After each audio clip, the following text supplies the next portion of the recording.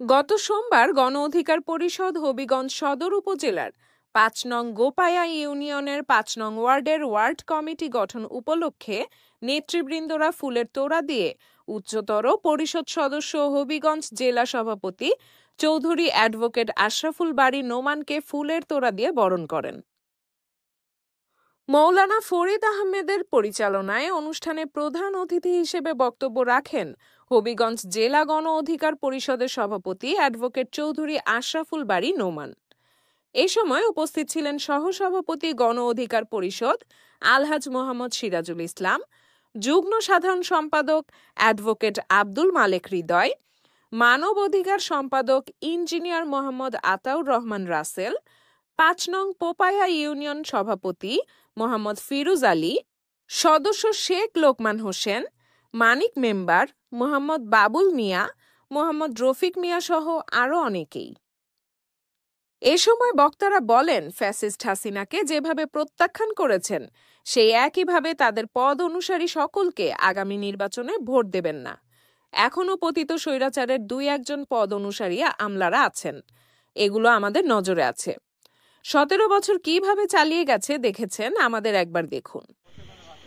আমার জন্য সবাই আমরা যাওয়ার আগেই একটা বাহিনী আইসা আমাদের ব্যানার পেয়ে নিয়ে গেল, আমাদের বলার কিছুই নাই। তাইলে ওরা দুষ করছিল কি? আজকে যদি আমার ব্যানার পেয়ে নেওয়া হয়, আমার জন্য সভা করার অধিকার কেড়ে নেওয়া হয়, তাহলে পতিত স্বৈরাচার আপনাদের মধ্যে তফাৎটা কোথায়?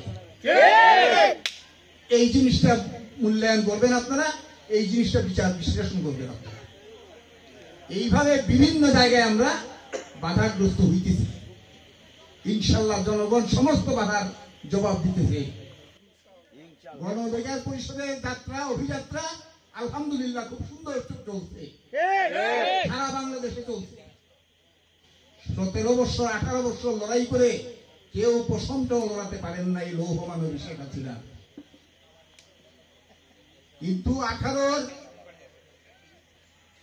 কোটা সংস্কার আন্দোলনের নেতা, বাংলাদেশের যুব সমাজের প্রাণের স্পন্দন নুরুল হক নূর যেদিন বলছিল, আজকে না, সেই ২০১৮ সালের বক্তৃতা সেদিন আমি দেখলাম, বলছিল ২৪ সালে ইনশাল্লাহ শেখ হাসিনার পতন ঘটবে। অলৌকিক ভাবে কথাটা সফল হয়ে গেছে এবং এই ২৪-এর নেতৃত্ব দিয়েছে নুরুল হক নূর তার সহকর্মীদের সকলকে নিয়ে। এখানে কোন বিশেষ দলের কৃতিত্ব নাই, ছাত্র যুব এবং জনগণ নাগরিকরা সকলে মিলে লড়াই করেছেন। ১৫০০ ছাত্র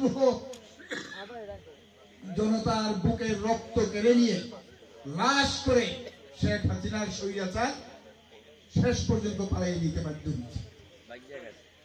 অনেক